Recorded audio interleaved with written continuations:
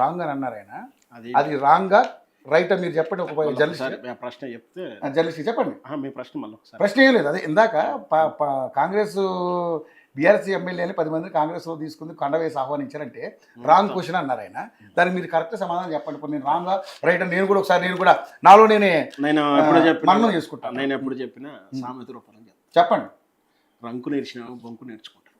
కరెక్టేగా. దానికి పార్టీ మారలేదని చెప్పుకోవడానికి సరే మీరు చెప్పుకుంటారు, ఎందుకంటే పార్టీ తరపున కాబట్టి చెప్పుకుంటారు. కానీ చూసే వాళ్ళకు, మాకు, ప్రజలకు, ప్రజాస్వామిని ప్రేమించే మాలాంటి ప్రజాస్వామ్య ప్రేమికులకు, జర్నలిస్ట్ ఇప్పుడు సంవత్సరం నుంచి మీ మాటకు అడ్డొచ్చాను. ఆ 10 మంది ఎమ్మెల్యేలపై వేటుకు వేళయింది. ఓకే, కాంగ్రెస్లోకి చేరిన 10 మంది బీఆర్ఎస్ ఎమ్మెల్యేలకు హైకోర్టు షాక్ ఇవ్వనుందా? టైటిల్స్ ఇవన్నీ ప్రతి ఛానల్లో పెట్టిన టైటిల్స్ ఇవన్నీ. బీఆర్ఎస్ నుంచి కాంగ్రెస్ లోకి చేరిన 10 మంది ఎమ్మెల్యేలు, పరేషాన్ లో పిరాంపి ఎమ్మెల్యేలు, 10 మంది జంపింగ్ ఎమ్మెల్యేలకు టెన్షన్. మీరు గతం చెప్తున్నారు, ఇప్పుడు కరెంట్ చెప్తారు. ఇంకోటి పార్టీ ఫిర్యాదు ఎమ్మెల్యేపై స్పీకర్ తీర్పు రాజ్యాంగాన్ని అపాసం చేశారంటూ ప్రతిపక్షాలు మండిపాటు, సుప్రీంకోర్టుకు వెళ్తామంటున్నా బీఆర్ఎస్ దేనికైనా సిద్ధం. అంటే కరెంట్ అఫేర్ నడుస్తుంది సరే, అది మంచిగా చెడేది చర్చల్లో ఉంది, సంతోషం. ఇక్కడ నేను అనేది ఏంటంటే ముఖ్యంగా రేవంత్ రెడ్డి గారు దళిత సమాజానికి క్షమాపణ చెప్పాల్సిన అవసరం ఎంతైనా ఉంది. దళిత సమాజం, దళితులు అంటే స్వతంత్రంగా పనిచేయకుండా డమ్మీలుగా పెట్టి రెడ్డిలు రాజ్యం వెళ్ళిన, దొరల రాజ్యం వెళ్ళిన కాలం ఇంకా చెల్లుతుందా? అంటే ఓటు బ్యాంక్ రాజకీయం ఇంకా చెల్లుతుందా? స్పీకర్ లాంటి ఉన్నతమైనటువంటి పదవిలో ఆ కులాన్ని ఆ విధంగానే వాడుకుంటున్నారు. స్పీకర్ లాంటి ఉన్నతమైన పదవిలో ఉంచి కూర్చోబెట్టి డమ్మీగా సిట్ అండ్ ఐ డౌన్ అని నిలబెట్టేలా చేశాడు. రాజ్యాంగ స్ఫూర్తి ఎట్టిపోయింది. ఏం చెప్తుంది కోర్టులు అయినా చట్టాలైనా? స్ఫూర్తిని మర్చిపోవద్దు అని చెప్తుంది.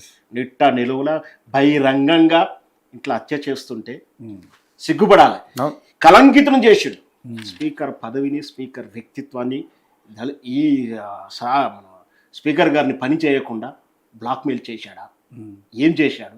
డమ్మింగ్ చేసి ఆడిస్తాడా? ఆల్రెడీ బీసీ కమిషన్ పేరున బీసీ సమాజాన్ని మొత్తం మోసం చేశాడు, రిజర్వేషన్లు ఇస్తా అని చెప్పి. ఇట్లా దళితులను ఇట్లా చేస్తున్నాడు.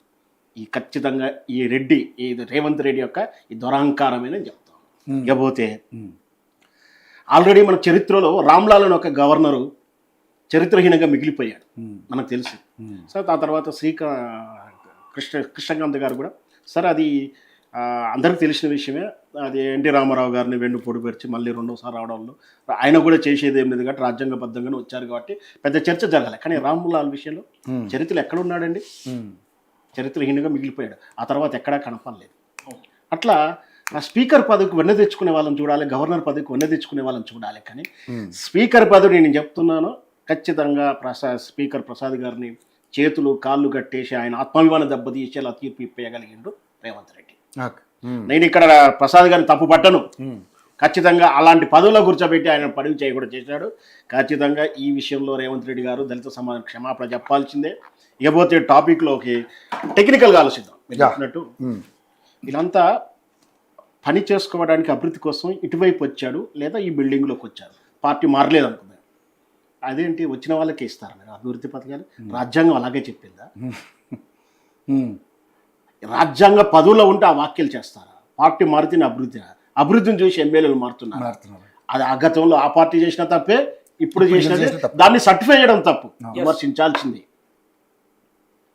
టెక్నికల్గా ఆ రోజు తప్పు చేస్తున్నా కూడా తెలంగాణ ఆవిర్భావాన్ని, తెలంగాణ ఏర్పాటును విఫల ప్రయోగం చేయడం కోసం కుట్రలు జరిగాయని చెప్పినప్పుడు జరుగుతున్న ప్రోగ్రామంలో కేసీఆర్ చేస్తుంటే మొదటిసారి మాత్రమే కేసీఆర్ దానికి అనుమతి ఉంది, లేదా యాక్సెప్టెన్స్ ఉంది. అదే తప్పే అంటున్నారు. ఆయన రెండోసారి చేసినందుకే కదా పనిష్మెంట్ పడింది. వాస్తవానికి రాజ్యాంగం ముసుగులో కూడా చేయకూడదు ఈ పార్టీ ఫిరాయింపులు. నేను అనేది ఏంటంటే పార్టీ రాజ్యాంగం ముసుగులో లేదా చట్టం అనుమతించినట్టు 2/3 ఏదో మెథడ్ చెప్తుందో అది కూడా చేయకూడదు. నువ్వు చేతనైతే దమ్ము ఉంటే మళ్ళీ నువ్వు పార్టీ గుర్తుతో మళ్ళీ ఎన్నికలకు వచ్చి రావాల్సి. నువ్వు అంత మాత్రం 2/3 ఉందని చెప్పి పార్టీని మెర్జీ చేసుకున్నాడు. ప్రమాదాలు ఉన్నాయి. ఇకపోతే ఖచ్చితంగా 10 మంది మారిన మాట అందరికీ తెలుసు. అది అందరికీ, స్పీకర్కి తెలుసు, రాజ్యాంగం తెలుసు, కోర్టు దగ్గర ట్రయల్ జరుగుతున్న కోర్టులో కూర్చున్న జడ్జి గారికి కూడా తెలుసు. అంటే సాక్ష్యాలు, డిఫెన్స్, సెక్షన్ అప్లికేబుల్కే కదా కావాల్సింది, టెక్నికాలిటీ.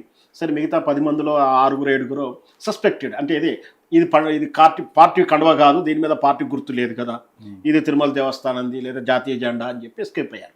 కానీ నలుగురు మీద ఒత్తిడి ఎక్కుంది, ఇద్దరి మీద ఒత్తిడి ఎక్కుంది, ఒకరి మీద ఖచ్చితంగా ఉంది లీగల్గా. బీఆర్ఎస్ పార్టీ ఎమ్మెల్యేగా గెలిచి టికెట్ మీద గెలిచి ఎంపీ ఎలక్షన్లో కాంగ్రెస్ పార్టీ పోటీ చేయరు, సిగ్గనిపిస్తలే చెప్పుకోవడానికి. అంటే మీ బీఆర్ఎస్ పార్టీ కాని వ్యక్తికి కాంగ్రెస్ పార్టీ టికెట్ ఇచ్చుకునేంత దీనస్థితిలో ఉందా? 120 సంవత్సరాలు కాంగ్రెస్ అభ్యర్థి లేడా? సిగ్గు లేదు పక్క పార్టీని తెచ్చుకోవడానికి? ఆ పార్టీ మారలే అంటారు కదా, కాంగ్రెస్ టికెట్ ఇవ్వడం సిగ్గుంటే దానం నాగేంద్ర రాజీనామా చేసి మీరు కూడా మాట్లాడితే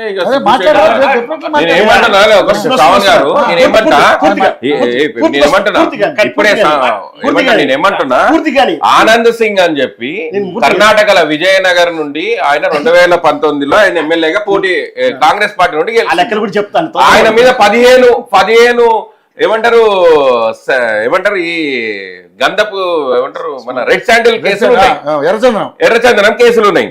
ఆయనకు 2021లో ఆయనకు ఫారెస్ట్ ఎన్విరాన్మెంటల్ మినిస్టర్ ఇస్తారు, వీళ్ళు టూరిజం మినిస్టర్ ఇస్తారు. ఎవరు? బీజేపీ వాళ్ళు, యడ్యూరప్ప గవర్నమెంట్. మళ్ళీ దాని బల్లగు చేస్తున్నారు మళ్ళీ బీజేపీ. 5-6 రాష్ట్రాల చరిత్ర తెలుసుకో, మీ చరిత్ర ఏంది తెలుసుకో. 5-6 రాష్ట్రాలు ఏం చేసిండ్రని మహారాష్ట్రలో చూసుకోండి. బర్ర గుంజుకపోయినరు ఎమ్మెల్యేలని మీ వాళ్ళు. ఇది కంప్లీట్ అవ్వనండి, మీరు ఒక పాయింట్ లేపారు కదా, దాని గురించి 120 ఏళ్ల పై చరిత్ర ఉన్నటువంటి కాంగ్రెస్ పార్టీకి అభ్యర్థి లేడా? బీఆర్ఎస్ కనీసం నైతిక బాధ్యత దానం నాగేంద్ర రాజీనామా పత్రం ఇచ్చి పోటీ చేయాలి కదా. కనీసం టెక్నికల్ కోసమైనా, ఆత్మాభిమానం కోసమైనా చెప్పుకోవడానికి, మేమైతే రాజీనామా చేసి వాళ్ళు యాక్సెప్ట్ చేయలేదని చెప్పుకోవడానికి కూడా ఇవ్వకుండా అంత బహిరంగంగా ఈ చెప్తాం కదా, వ్యభిచారం నిషేధించబడింది ఏ రాష్ట్రంలో అయినా. కానీ నడి రోడ్డు మీద ఇట్లా వ్యభిచారం చేస్తుంటే కళ్ళుండి కబోదిల్లా చూసి ధృతరాష్ట్రుడి పాలనలో ఉన్నట్టుగా ఉండాలా? ఇదా చట్టాలు, సెక్షన్లు. ఇక్కడ టెక్నికల్గా ఏంటంటే అసలు బీఆర్ఎస్ పార్టీ కాంప్లీట్ ఇవ్వలేదు కదా అని టెక్నికల్గా చెప్తాను. అవును, అదొక అమ్మో ఎక్కడ ఉంటుంది. ఇకపోతే ఇంత స్పీకర్ గురించి ఇంత గొప్పగా చెప్తున్నా, వీళ్ళు నిర్ణయాలు ఏం జరుగుతుందో స్పీకర్ అవిశ్వాస తీర్మానం పెట్టారు వీళ్ళే కదా. అక్కడ ఒక న్యాయం, ఇక్కడ ఒక న్యాయం. స్పీకర్ పాత్ర గురించి శుద్ధులు ఇప్పుడు చెప్తా ఉన్నారు సెంటర్లో. ఇలా అమిత్ షా గారు ఏమి చెప్పారు, రాజ్యసభలో అనుకుంటా కదా మాట్లాడింది, ఆయన కలంకితం చెయ్యకండి మీరు అని చెప్పాడు. కానీ వీళ్ళు ఏం చేశారు? కలంకితం చేశారు. ఇప్పుడు స్పీకర్ ప్రసాద్ గారు పాపం మౌనంగా ఉంటాడు, పదవిలో ఉన్నాడు కాబట్టి ఆత్మ ఎంతో ఘోషిస్తుంటది. అంటే రోల్ మోడల్ కావాల్సిన క్యారెక్టర్స్ అవి వాళ్ళని ఇట్లా ఇబ్బంది పెట్టేసి డమ్మీ పదవులు ఇచ్చేసి డమ్మీ క్యారెక్టర్లు కూర్చోబెడతారు. దళితులు అంటే హీరోలు ఉండాలా? వాళ్ళ స్వతంత్రంగా పనిచేయకూడదా? ఖచ్చితంగా దీన్ని మాత్రం నిజంగా కూడా టెక్నికల్గా మళ్ళీ కారణం చూపించి వాయిదా వేసి ఉన్నా నేనైతే సంతోషపడేటాను. ఖచ్చితంగా డిఫెన్స్లో ఉంటుంది. రేపు 2029 ఎన్నికల దాంట్లో ఏదో చేసుకుంటూ వస్తారనుకున్నాం, కానీ దాన్ని సిగ్గుగానే ప్రకటిస్తారని మాత్రం నేను ఊహించలేదు. కనీసం దానం నాగేంద్ర గారు నన్ను పట్టుకుంటారనుకున్నాను. దానం నాగేంద్ర గారు సస్పెండ్ చేసి, దానం నాగేంద్ర గారు కూడా అంత సీనియర్ మోస్ట్ నాయకుడు, ఆయన కూడా అంటే ఎంతసేపు పదవులు అనుభవించాలా, పదవుల్లో ఉండాలా, అధికారం కోల్పోతే గతంలో వైఎస్ రాజశేఖర గుణపాఠం చెప్పారో ప్రజలకు. మరి వీళ్ళ ప్రజానాయకులు అయిపోయి ప్రజలకు ఏం చేస్తారండి? ఏం మెసేజ్ ఇస్తారు మరి మీరు? వీళ్ళకు కూడా వీళ్ళకైనా నిబద్ధత, వీళ్ళకైనా చిత్తశుద్ధి ఉండాలి. వీళ్ళేమో అభివృద్ధి కోసం పోయినాం అంటున్నారు. రేపు పొద్దున ఆ పార్టీ పోతే మళ్ళీ అభివృద్ధి అక్కర్లేదా? మళ్ళీ అభివృద్ధి కోసం ఇక్కడికి వస్తారా? మీ స్కాములు స్కీములు కాపాడుకోవడానికి, మీ మీద కేసులు పెట్టకుండటానికి లోపలికి వెళ్ళారా? దానికి అధికార పార్టీ కావాలి. ఏ అధికారంలో ఆ పార్టీ ఆ పార్టీలో జంప్ అంతే. ఇంత సిగ్గు తప్పినటువంటి వాళ్ళని ఖచ్చితంగా రేపు రాబోయే ఎన్నికల్లో ప్రజలు బుద్ధి చెప్పాలని కోరుకుంటారు. కానీ దీని వెనక ఉన్నటువంటి ఆంతర్యం ఏంటంటే, ఇప్పుడు చాలామంది సోషల్ మీడియాలో మాట్లాడుతూ ఉన్నారు, ఉప ఎన్నికలు ఏదైతే ఇప్పుడు రాబోయే అసెంబ్లీ సెషన్స్లో దీని మీద ఒక రచ్చ నడుస్తుంది కాబట్టి ఆ దాడిని తట్టుకోలేక వీళ్ళు ఇలాంటి నిర్ణయం తీసుకున్నారు. ఉప ఎన్నికలు రావని మొదటి నుంచి అనుకుంటుంది. ఉప ఎన్నికలకు బీఆర్ఎస్ చాలా హోప్, బీఆర్ఎస్ ఉప ఎన్నికలు కూడా పోవాలని కూడా బీఆర్ఎస్ పార్టీ తెలుస్తుంది.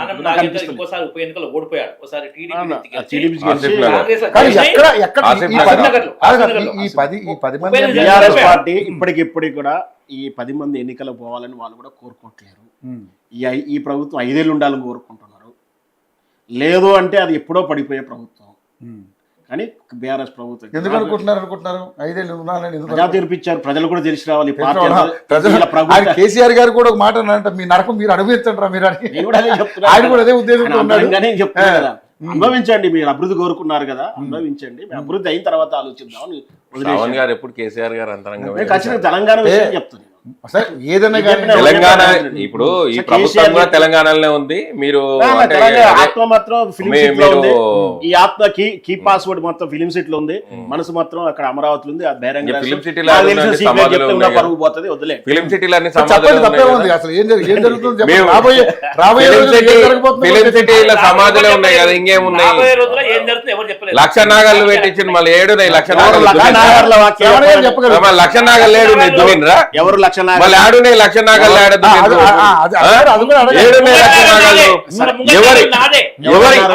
ఎవరి సహకారంతో నువ్వు ఆ రోజు ఎమ్మెల్యేలను ఏ రామోజీ యూనివర్సిటీ కేంద్రంగా తీసుకున్నావు?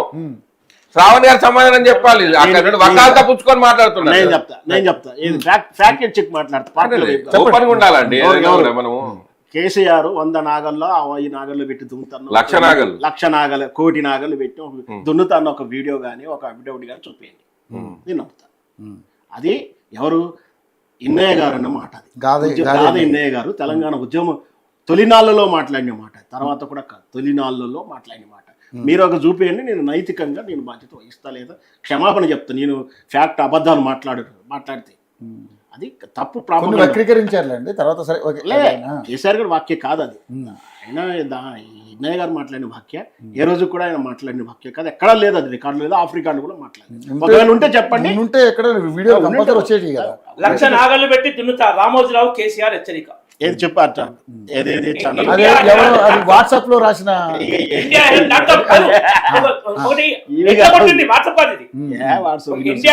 .com అనే ఒక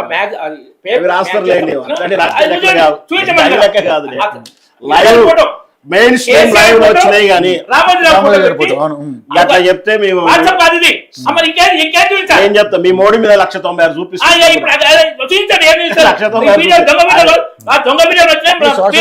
సోషల్ మీడియాలో ఏం జరుగుతా వీడియో చూసి మెయిన్ స్ట్రీమ్ మీడియా నుంచి రావాలి. వెబ్సైట్ మెయిన్ స్ట్రీమ్ మీడియా నిజాలు చెప్తుందని మీరు అనుకుంటారు? ఎవిడెన్స్, సాక్ష్యం ఉంటుంది. మెయిన్ స్ట్రీమ్ మీడియా ఒక విధానం ఉంటుంది. ఫేక్ వార్తను వక్రీకరిస్తారు కానీ వార్తను ఫేక్ వార్త ప్రచారం చేయాలి. వార్తను కోణంలో వక్రీకరిస్తారు. మెయిన్ స్ట్రీమ్ మీడియాలో ఫేక్ వార్తలు రాయరు. అవే బేస్ తీసుకుంటే ఇప్పుడు అనుకుంటే చెప్తారు, గడిచిన అమ్మాయికి అబ్బాయికి నెహ్రూ చేసిన వాక్యాన్ని కానీ అది నిజామాబాద్ మీటింగ్ అయిపోయిన తర్వాత బహిరంగ సభలో చెప్పలేదు. ఆ వాక్యాలు రాసినప్పుడు సాక్ష్యం కోసం ఎన్నికెళ్తే కూడా అన్న ప్రస్తావన మాట నిజంగానే బహిరంగంగా మాట్లాడిన వాక్యం కాదని చెప్పి దానికి చరిత్ర సాక్ష్యం, ఫ్యాక్ట్ చెక్ అవి. రైట్ రవి గారు, నిజంగానే అంటే ఇది అప్రజాస్వామికమా లేకపోతే ప్రజాస్వామికమా అంటే ఇప్పుడు అందరూ కూడా తూర్పారు పడుతున్నారు. ఇప్పుడు బీఆర్ఎస్ కావచ్చు, బీజేపీ కావచ్చు, ఇది నిజంగా గడ్డం ప్రసాద్ గారి యొక్క అవివేకమే. దీనివల్ల కేవలం ఆయన డమ్మిగా పెట్టారు. ఆయన కేవలం ఒక బొమ్మలాగా వాడుతున్నారు. గతంలో మీరు ఏదైతే మన్మోహన్ సింగ్ గారు ఏదైతే పెట్టి ప్రధానమంత్రిగా నడిపించారు, ఇప్పుడు ఆయన కూడా అలాగే ఈ తెలంగాణ రాష్ట్రంలో గడ్డం ప్రసాద్ గారిని ఒక డమ్మిగా పెట్టి నడిపిస్తున్నారు తప్పితే ఈ కేవలం ఇదంతా దారుణమైనటువంటి అంశం ఇంకెక్కడా లేదంటూ వీళ్ళందరూ మాట్లాడుతున్నారు. నిజంగానే మరి ఏంటి ఒక స్పీకరు, ఆయన అత్యున్నతమైనటువంటి పదవిలో ఉన్నాడు, ఆయన సొంతంగా నిర్ణయాలు తీసుకునే అవకాశం కూడా లేకుండా ఎందుకు ఇలాంటి పరిస్థితి చేస్తున్నారు? ఏంటి అసలు దీని మీద ఏం మాట్లాడతారు? నేను ఏమంటున్నా అంటే ఇప్పుడు ప్రతిపక్షాలు చేస్తున్న విమర్శలను ఇవన్నీ మనం చూస్తున్నాం. అందరూ మన ప్రతిపక్ష పార్టీలు కూడా మాట్లాడుతున్న వాటిని. రాజ్యాంగం పైన గౌరవం ఉన్న వాళ్ళు ఎవరైనా కూడా స్పీకర్ గారి నిర్ణయాన్ని తప్పు పట్టొద్దు. ఒకవేళ మీకు నచ్చకపోతే కోర్టులకు పోండి. కోర్టులు ఉన్నాయి, న్యాయ సంస్థలు ఉన్నాయి, న్యాయ సంస్థల్లో పోయి మీరు తెలుసుకోండి, తప్పని కాదంటలేరు. కానీ ప్రజల్ని తప్పుదారి వచ్చేటట్లుగా ఈరోజు రాజకీయ డ్రామాలు ఆడుకుంటా రాజకీయాలను ఏదో అపహాస్యం చేస్తున్నట్లుగా అని మీరు మాట్లాడద్దు. ఈరోజు స్పీకర్ గారు తీసుకునే నిర్ణయాన్ని మీకు